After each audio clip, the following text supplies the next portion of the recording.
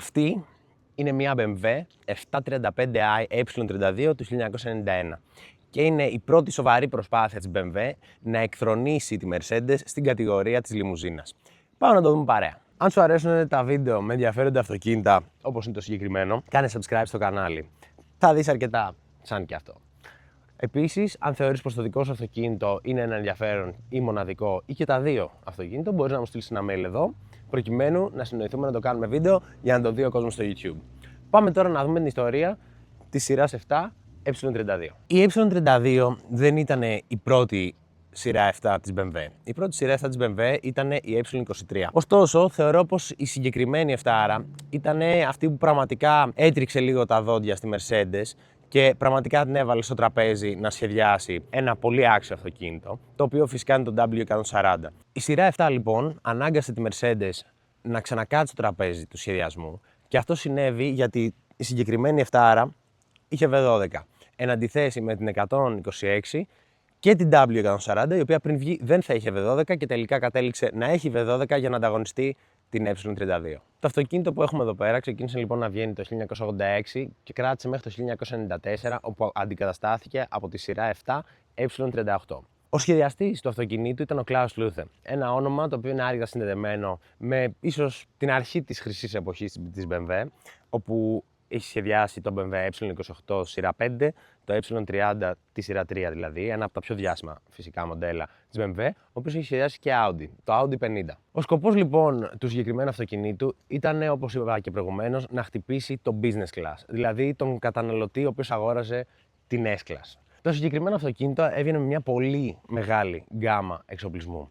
Αρχικά, από άψη κινητήρα, έβγαινε από το 730, από το οποίο ήταν 3 λίτρο, με χειροκίνητο κυβότιο, έως και το 750, το οποίο ήταν 5 λίτρο V12 με αυτόματο κυβότιο και συγκεκριμένα 4 αυτόματο κυβότιο, το οποίο έχει και το συγκεκριμένο αυτοκίνητο, όμως αυτό θα το δούμε παρακάτω. Επιπλέον, αξίζει να αναφερθεί πως και στο εσωτερικό του αυτοκινήτου υπήρχαν άπειρες επιλογές. Πραγματικά άπειρες επιλογές. Οι επιλογές αυτές ήταν fax, ψυγείο και πολλά άλλα διάφορα τα οποία θα ερευνήσουμε σε λίγο. Κάτι τελευταίο σε σχέση με τα extra, το οποίο θέλω να κάνω μια σημείωση, το οποίο είναι και αρκετά σημαντικό, είναι το γεγονός πως η σειρά 7 E32 ήταν το πρώτο αυτοκίνητο παγκοσμίως το οποίο χρησιμοποιούσε ξένων φώτα. Το συγκεκριμένο αυτοκίνητο δεν τα έχει, ωστόσο αξίζει να αναφερθεί πως η πρώτη τοποθέτηση ξένου σε αυτοκίνητο έγινε στην E32. Επίσης, ένα άξιο χαρακτηριστικό της σειράς 7 E32 είναι το γεγονός πως το αυτοκίνητο από το 1986 έβγαινε με ABS και με traction control, γεγονός ακόμη σχετικά ασυνήθιστο σε αυτοκίνητα της εποχής. Το συγκεκριμένο παράδειγμα το οποίο έχουμε εδώ πέρα, το οποίο πρέπει να σας πω πως είναι αυτοκίνητο συνδρομητή, είναι ένα 735i. Το 735i λοιπόν το οποίο έχουμε εδώ πέρα είναι ένα 3,5 λίτρο εξακύλινδρο σε σειρά, το οποίο βγάζει 211 άλογα, 32 κιλά ροπής και φυσικά 12 βάλβιδο, έχει 0% λίγο πιο κάτω από τα 9, συγκεκριμένα στα 8,6 το χειροκίνητο, το αυτόματο δεν έχουμε ακριβή εικόνα, αλλά είναι και αυτό κάπου εκεί κοντά. Ακόμη πρέπει να σας πω πως το συγκεκριμένο αυτοκίνητο το οποίο είναι αυτόματο έχει μέχρι και driving modes το 1986. Τα driving modes φυσικά τα οποία έχει είναι economy, sport και manual, αλλά αυτά θα τα δούμε παρακάτω. Πάμε λίγο να δούμε μερικά εξωτερικά χαρακτηριστικά της σειράς 7 E32. Η σειρά 7 της εποχής εκείνης, όπως και όλα τα BMW βασικά των 80s και των 90s, ήταν σχεδόν ίδια μεταξύ τους. Μιλάμε φυσικά για τη σειρά 3, τη σειρά 5 και στην προκειμένη περίπτωση τη σειρά 7. Δεν υπάρχουν πολλά χαρακτηριστικά από τα οποία μπορείς να ξεχωρίσεις από τη μούρη πως συγκεκριμένο αυτοκίνητο είναι σειρά 7. Ο μόνος τρόπος είναι ότι η σειρά 3 είχε τα flash εδώ, ενώ η σειρά 5 είχε σε αυτό εδώ και σε αυτό εδώ μάλλον το κομμάτι flash. Κατά τα άλλα είναι σχεδόν ολόιδια. Φυσικά, κλασικό χαρακτηριστικό BMW, τα kidney grills, τα οποία πλέον έχουν καταντήσει να είναι αειδιαστικά μεγάλα σε όλα τα BMW, αλλά την εποχή εκείνη, όπως βλέπετε, είχαν αναλογικά ένα πολύ φυσιολογικό μέγεθος σε σχέση με το υπόλοιπο αυτοκίνητο. Όπως παρατηρείτε εδώ πέρα, υπάρχει και ένα πάρα πολύ όμορφο κομμάτι νίκελ, το οποίο δίνει έτσι μια αίσθηση κομψότητας και μια πιο premium αίσθηση, αν θέλετε, προκειμένου να δείξει ότι το αυτοκίνητο αυτό προοριζόταν φυσικά για επιχειρηματίες, για στελέχη της βιομηχανικής Γερμανίας των 80s και των 90s και δεν πρόκειται για το απλό αυτοκίνητο του μέσου Γερμανού. Βλέπετε τώρα το πλαϊνό προφίλ της E32. Φυσικά και εδώ πέρα πρόκειται για μια κλασική σχεδίαση BMW. Θα δούμε σε λίγο πιο αναλυτικά τη ρόδα και τη ζάντα, η οποία είναι πανέμορφη. Και θα σας πω και από πού προέρχεται, καθώς δεν είναι η original ζάντα, όμως θεωρώ ότι μπορεί να ταιριάζει περισσότερο και από σχεδόν όλες τις original ζάντες με τις οποίες έβγαινε. Ένα πολύ κλασικό χαρακτηριστικό εδώ πέρα είναι το Hofmeister King, το οποίο ακόμα μέχρι και σήμερα οι BMW προσπαθούν να το χρησιμοποιήσουν. Βλέπετε μερικά παραδείγματα στην οθόνη σας. Επίσης θέλω να τονίσω πως την εποχή εκείνη που δεν γινόντουσαν όλα προκειμένου να μεγιστοποιηθούν τα κέρδη της BMW, βλέπετε την αυθονία στη χρήση του νίκελ. Βλέπετε νίκελ εδώ, φυσικά γύρω από το παράθυρο το νίκελ είναι πολύ κλασική αξία σε όλες τις BMW. Γενικά υπάρχει νίκελ παντού, όπως υπήρχε σε όλες τις BMW από τα 80s και τα 90s. Επίσης θέλω να σας πω πως εδώ πέρα είναι η τάπα του ντεπόζιτου, η οποία φυσικά κλειδώνει και αξίζει να αναφερθεί πως το συγκεκριμένο ντεπόζιτο πρόκειται για ντεπόζιτο σκάφους, ντεπόζιτο μικρού αεροπλάνου στα 90 λίτρα. Έτσι, να βάλεις βενζίνη το πρωί, να γυρίσεις στη μισή Γερμανία και μετά να επιστρέψεις σπίτι. Θυμηθείτε το, θα εκπλαγείτε κιόλας από την κατανάλωση που έχει το συγκεκριμένο αυτοκίνητο, το οποίο είναι 3,5 λίτρο από το 1986. Εδώ βλέπετε την πίσω όψη της E32. Πρόκειται επίσης για μια σχετικά timeless BMW πίσω πλευρά. Το βασικό χαρακτηριστικό του συγκεκριμένου αυτοκινήτου φυσικά πίσω είναι τα L-shape φανάρια, τα οποία πρώτη φορά εμφανίστηκαν στην E32 καλή ώρα. Θέλω επίσης να παρατηρήσετε σε αυτό το σημείο εδώ πέρα το γεγονός ότι έχει ένα μικρό σαν lip, να το πούμε, lip spoiler. Το αυτοκίνητο έχει συντελεστή αεροδυναμικής 0,32 που για μια βάρκα, όπως είναι οι περισσότερες λιμουζίνες, είναι ένα αρκετά καλό νούμερο. Φυσικά το οποίο οφείλεται στην πολύ όμορφη και χρηστική σχεδίαση όσον αφορά την αεροδυναμική. Το μόνο αρνητικό σε εισαγωγικά το οποίο έχει το συγκεκριμένο αυτοκίνητο στην πίσω πλευρά είναι το γεγονός ότι το αυτοκίνητο έχει ψηλό κατόφλι φόρτωσης. Δηλαδή, ανοίγοντας εδώ το πορτμπαγκάζ, παρατηρείτε πως αυτό εδώ το σημείο δεν μετακινείται. Οπότε ουσιαστικά πρέπει για να φορτώσεις κάτι να το σηκώσεις και δεν μπορείς απλά να το βάλεις και να το σπρώξεις. Να σας πω πως ο χώρος αποσκευών έχει 500 λίτρα χωρητικότητα και όπως βλέπετε τώρα είναι αρκετά ευρύχωρος. Ένα ακόμα fun fact στην πίσω όψη του αυτοκινήτου είναι τα tailpipes, τα οποία πρέπει να σας πω ότι στην 750 όπως βλέπετε τώρα, τα tailpipes ήταν τετράγωνα. Φυσικά, αναπόσπαστο κομμάτι σε χώρο αποσκευών BMW είναι η εργαλειοθήκη, η οποία περιέχει όλα τα απαραίτητα άμα πάθει κάτι το αυτοκίνητο. Κάτι τελευταίο είναι το γεγονός πως το αυτοκίνητο έχει ρεζέρβα κανονικού μεγέθους και όπως θα δείτε τώρα έχει και διπλή στρώση για ηχομόνωση. Εδώ πέρα βλέπετε τις ζάντες της σειράς 7 E32. Ωστόσο, στο συγκεκριμένο αυτοκίνητο μπορεί οι ζάντες να είναι period correct, είναι οι πιο όμορφες, ωστόσο δεν είναι οι original. Οι original ήταν 15, εν αντιθέσει με αυτές οι οποίες είναι 16 και προέρχονται από σειρά 8 E31. Μία άξια παρατήρηση για τη ζάντα και τα ελαστικά του συγκεκριμένου αυτοκινήτου είναι πως η BMW έδινε την επιλογή να πάρει μια διάσταση ζάντας η οποία λέγεται TRX, την οποία έχει βγάλει η Michelin και υπήρχε σε αρκετά αυτοκίνητα της εποχής. Πλέον δεν βγαίνουν αυτοκίνητα με TRX, όμως μπορείς να βρεις τα λάστιχα αν σε συλλέξεις και θες να βάλεις λάστιχα σε ένα αυτοκίνητο το οποίο έχει ζάντες TRX. Το μέγεθός τους ήταν 15,3 και 16,3 ίντσες. Ωστόσο, πρέπει να σου πω πως το αυτοκίνητο αυτό έβγαινε με 15 και στο τέλος της παραγωγής και με 17 ζάντα. Πάμε τώρα να δούμε τον 3,5 λίτρο σε σειρά εξακίνητρο κινητήρα του συγκεκριμένου αυτοκινήτου.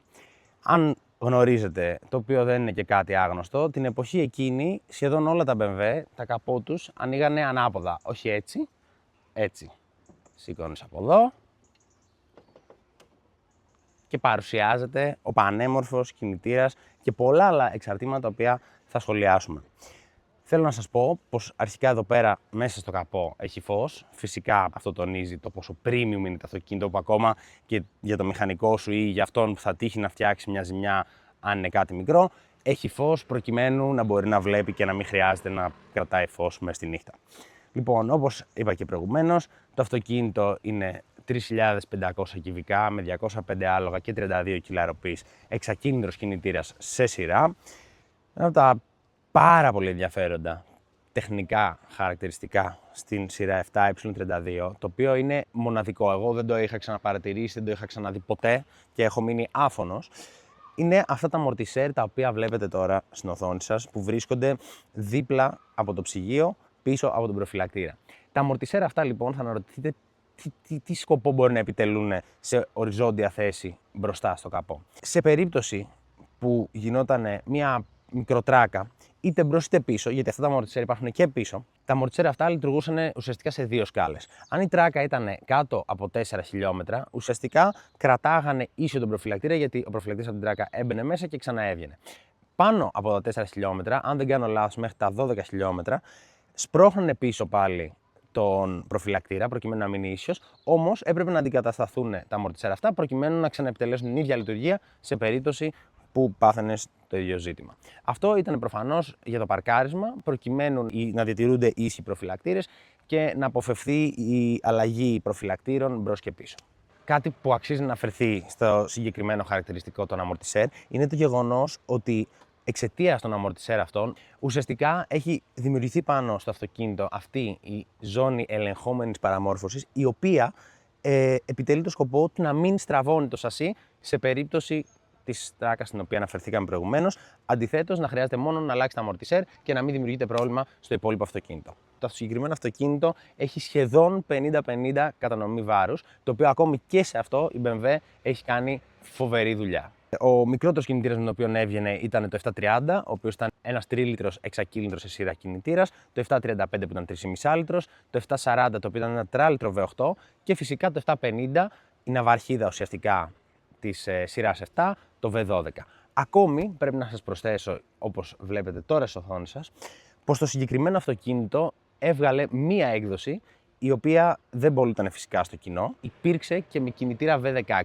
Το αυτοκίνητο αυτό, το V16 λοιπόν, βρίσκεται στο Μουσείο των Ιστορικών της BMW και όπως παρατηρείτε στην οθόνη σας, επειδή δεν υπήρχε χώρος λόγω του τεράστιου όγκου του κινητήρα, το ψυγείο ήταν τοποθετημένο πίσω και υπήρχαν αυτοί οι πλευρικοί αεραγωγοί, οι οποίοι ουσιαστικά βάζουν τον αέρα για να ψύχεται το ψυγείο και το ψυγείο να στέλνει φυσικά το νερό μπροστά στον κινητήρα. Αυτά λοιπόν όσον αφορά τα εξωτερικά χαρακτηριστικά της σειράς 7 E32. Πάμε τώρα να δούμε εσωτερικά το αυτοκίνητο και φυσικά να το οδηγήσουμε, παρέα με τον ιδιοκτήτη του. Βρισκόμαστε λοιπόν τώρα στο εσωτερικό της 735i E32.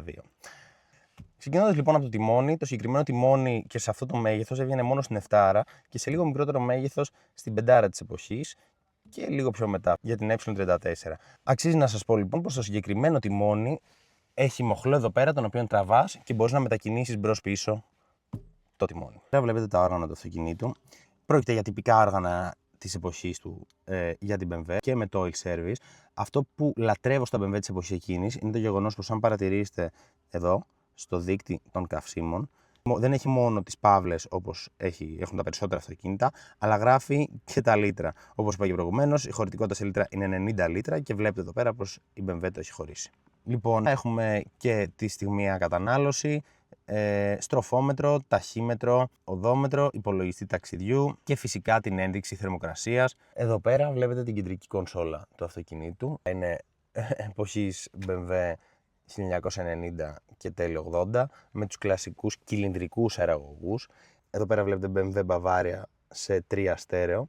Εδώ πέρα είναι φυσικά και ο υπολογιστής ταξιδιού, ο οποίος επί το αυτοκίνητο αγοράστηκε στη Γερμανία είναι στα γερμανικά. Εδώ αξίζει να σας αναφέρω πως το αυτοκίνητο έχει μεν διζωνικό κλιματισμό, αλλά δεν έχει μόνο διζωνικό κλιματισμό, έχει ξεχωριστή επιλογή για το που θέλει η δεύτερη ζώνη να έρθει ο αέρας. Δηλαδή, αν θέλει να έρθει στα πόδια, αν θέλει να έρθει και στα δύο, αν θέλει να είναι αυτόματο, φυσικά και με την επιλογή εδώ πέρα της θερμοκρασίας. Εντυπωσιακά μοναδικό επίσης, ακόμα και για σημερινά αυτοκίνητα. Πηγαίνοντας στο λευγέ ταχυτήτων, θέλω να παρατηρήσετε για αρχή το ξύλο, το οποίο είναι κανονικότατο ξύλο. Εδώ πέρα έχουμε τον επιλογέα για τα drive modes, τον επιλογέα ταχυτήτων, εποχής BMW 90s, 80s, κλασικά πράγματα. Και εδώ πέρα μπορείς να διαλέξεις ουσιαστικά ποια είναι η μέγιστη σχέση στην οποία θα μπαίνει το αυτοκίνητο. Το κουμπί για τα φώτα έκτακτης ανάγκης και για τα παράθυρα είναι όλα στο κέντρο. Επίσης βλέπετε ηλεκτρικά παράθυρα και πίσω, καθώς και κουμπί για κλείδωμα των πίσω παραθύρων από τους επιβάτες. Το οποίο και αυτό για την εποχή θεωρώ ότι είναι εντυπωσιακό. Θα ακούσετε λοιπόν τώρα πώς ακούγεται το κλείσιμο της πόρτας στην E32. Βρίσκομαι τώρα στη θέση του οδηγού της E32. Εντάξει, το αυτοκίνητο το είδα και προηγουμένως όπου ήρθαμε εδώ πέρα. Είναι ένα πάρα πολύ άνετο αυτοκίνητο σε γενικές γραμμές. Με ένα πάρα πολύ μαλακό τιμόνι για την εποχή εκείνη. Υδραυλικό είναι. Όπως επιβεβαιώνει φυσικά και ο Κώστας, ο οποίος βρίσκεται εδώ στη θέση του συνοδηγού και θα μας πει σε λίγο μια ενδιαφέρουσα ιστορία πάνω στο αυτοκίνητο. Αυτό που θέλω να σας πω είναι ότι μέχρι στιγμής λατρεύω την ποιότητα κύλησης. Πραγματικά λατρεύω το πόσο ωραία, ήρεμα τσουλάει το αυτοκίνητο, ούτε κοπανάει, ούτε δυσκολεύει. Δηλαδή, στα περισσότερα αυτοκίνητα που κάνω review είμαι λίγο έτσι πιο σφιγμένος, να έχω βρει ακριβώς το σημείο πώς θα περάσω, να είναι το τιμόνι στη σωστή θέση κλπ. Το συγκεκριμένο αυτοκίνητο νιώθω όσο άνετα όσο ήμουν όταν οδήγησα το 660, που είναι ένα ολοκαίρινο αυτοκίνητο. Τέλος πάντων, ας πάμε λοιπόν τώρα να ακούσετε δύο λόγια από τον Κώστα σε σχέση με ένα ταξίδι που έκανε με το συγκεκριμένο αυτοκίνητο, για να καταλάβετε περί τίνος πρόκειται. Χαίρετε και από μένα. Με το συγκεκριμένο αυτοκίνητο το καλοκαίρι έκανα ένα μεγάλο ταξίδι στην Ευρώπη. Έγραψε 7.000 χιλιόμετρα σε περίπου ένα μήνα. Διέσχισε 10 χώρες και έφτασε στη Γερμανία. Εκεί ένιωθε στο στοιχείο του, ήταν το αυτοκίνητο, εισέπρατε αρκετή αγάπη από ανθρώπους. Χαρακτηριστικό θα πω δύο παραδείγματα, ότι στο μουσείο της BMW είχε αρκετό κόσμο και ήρθε και μου είπε ότι αν θέλεις αυτό το αμάξι να παρκάρει σε θέση ηλεκτρικού δεν μας πειράζει. Επίσης, εκτός από το επισκέψιμο μουσείο, μιλώντας με έναν που δουλεύει στην BMW Classic, μόλις με είδε ότι ήρθα οδικός, άνοιξε τις πύλες του BMW Classic Department, το οποίο δεν είναι επισκέψιμο, μόνο σαν ξενάκι, αν κλείσεις 4-5 μήνες πριν, εγώ δεν το είχα κάνει. Και εκεί είδα one-off αυτοκίνητο όπως και το συγκεκριμένο V16. Και ακόμα ένα ωραίο χαρακτηριστικό ήταν ότι στο Nürburgring, και όμως με αυτό το αυτοκίνητο σεβάστηκα τα χρόνια του, μπήκε στο Nordschleife, έκανε 2 γύρους και με προσέγγισε ένας κύριος που το είχε ο πατέρας του από καινούργιο, πιάσαμε κουβέντα, και ένας instructor της RSR μου έβαλε ένα αυτοκολλητάκι ότι είμαι νέος στο Nürburgring σαν παράσημο. Και γενικά στην Autobahn και στους αυτοκινητοδρόμους ήταν ξεχωριστό, είχε ποιότητα κύλησης, άνεση και έβγαινε στα τσαλάκια από το αυτοκίνητο. Και ένα σημαντικό χαρακτηριστικό με τη μεγάλη αυτονομία που έχει είναι ότι μέσος όρος στο ταξίδι στα 7.000 χιλιόμετρα η κατανάλωση ρεαλιστική ήταν 10,6 λίτρα ανά 100 χιλιόμετρα, που είναι αρκετά αξιόλογο για τεχνολογία 40 ετών, ένα βαρύ αμάξι, τετρατάχυτο και αυτόματο και 3.500 κυβικά. Πραγματικά νομίζω, Κώστα, αυτό που αναφέρεις για την κατανάλωση για ένα 3,5 λίτρο αυτοκίνητο είναι εντυπωσιακό και δείχνει πόσο μπροστά ήταν η BMW ήδη από το 1986. Καλά, σε γενικές γραμμές το γνωρίζουμε κιόλας ότι η BMW είναι μια πρωτοποριακή μάρκα. Και βάζει, Γιώργο, συγγνώμη για διακοπή, πάντα τον οδηγό στο επίκεντρο. Επειδή στην οικογένεια αγαπάμε κυρίως τα γερμανικά αυτοκίνητα, δεν έχω πάνω πίδες. Αλλά τουλάχιστον τον αγαπούσε πλέον, δεν ξέρω κατά πόσο η BMW έχει τον ίδιο χαρακτήρα για να μην ειλικρινείς. Τα παλιότερα γερμανικά αυτοκίνητα είναι πιο συγκεκριμένος, αλλά έχουμε αρκετά γερμανικά αυτοκίνητα και Mercedes και BMW και νιώθεις ότι είναι πιο driver's car της κατηγορίας. Δηλαδή το νιώθεις ότι σέβεται και τον επιβάτη και τον οδηγό. Εντάξει, προφανώς μιλάμε για ένα ευρύχωρο αυτοκίνητο που ο σκοπός του είναι να σε πηγαίνει από το Α στο Β με άνεση και στυλ, θα έλεγε κάποιος. Και ασφάλεια. Και ασφάλεια φυσικά. Σου εμπνέει εμπιστοσύνη το αυτοκίνητο, προφανώς. Το νιώθεις. Ακόμα και στο προηγούμενο, δηλαδή το νιώθεις ότι σου εμπνέει εμπιστοσύνη. Είναι σταθερό, είναι άνετο. Χώρο αποσκευών έχει πολύ καλό, με το μειονέκτημα βέβαια αυτό που είπαμε και το φόρτωσης. Αλλά χαρακτηριστικά, δηλαδή σε ταξίδια η κοπέλα μου παίρνει αρκετές αποσκευές. Ναι, και δεν έμεινε ικανοποιημένη. Πάμε λοιπόν τώρα να δώσουμε λίγο έτσι ένα γκάζι.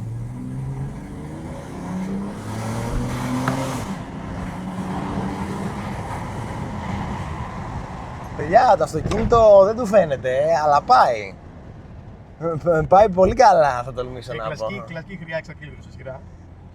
Όχι, πάρα πολύ ωραίο. Ότι πάει πάρα πολύ. Κάνει μεγάλη διαφορά, Γιώργο, το κυβότιο, το σπορ. Ναι. Δηλαδή, όχι, το έδωσε στην αρχή, άρχισε λίγο να το καταλάβει ότι ήθελε να δώσει, αλλά με το που το κατάλαβε, φίλε, έδωσε πάρα πολύ ωραία. Είναι υπέροχο. Και για το βάρος του επίσης θέλω να πω ότι αν και υποτίθεται, ξέρεις, είναι λίγο στην κατηγορία βάρκας λόγω μοντέλου, εντάξει, είναι σχετικά ανάλαφρο. Ναι, με τα σημερινά δεδομένα πια δεν είναι βαρύ αυτοκίνητο, ένα μηδίο είναι. Ναι, πιο βαρύ. Και ήθελα να σου πω κιόλας ότι σε σχέση και με άλλα αυτοκίνητα που έχω οδηγήσει κλπ. Θα νιώσεις πολύ πιο βαρύ εδώ πέρα. Δηλαδή, κυριολεκτικά και με το ένα χέρι, ας πούμε, Όχι, είναι ευκολοθήκη. μπορώ να το οδηγήσω κανονικότητα. Είναι εντυπωσιακό. Λοιπόν, αυτά λοιπόν όσον αφορά το 735i E32. Κώστα, σε ευχαριστώ πάρα πολύ καλά. για Και στο επανειδή. τη συνεργασία και που ήρθες μέχρι εδώ πέρα να κάνουμε βίντεο. Ευχαριστώ, Γιώργο. Ένα πραγματικά... Το κανάλι σου είναι αξιόλογο και για τα ελληνικά δεδομένα. Σε ευχαριστώ πολύ, Εντάξει, σε αναφοράς. ευχαριστώ πολύ Κώστα μου, σε ευχαριστώ πάρα πολύ. Το αυτοκίνητο πάντως πραγματικά είναι υπέροχο και μπράβο Να είσαι καλά. που το έχεις κρατήσει σε μια original κατάσταση, το φροντίζεις και φυσικά και που το οδηγείς, γιατί... Όχι, δεν είναι καρασκουίν, το αυτοκίνητο Α, το σέβομαι, μπράβο. αλλά θέλω και να το χαίρομαι. Αυτά λοιπόν. Τα λέμε στο επόμενο βίντεο.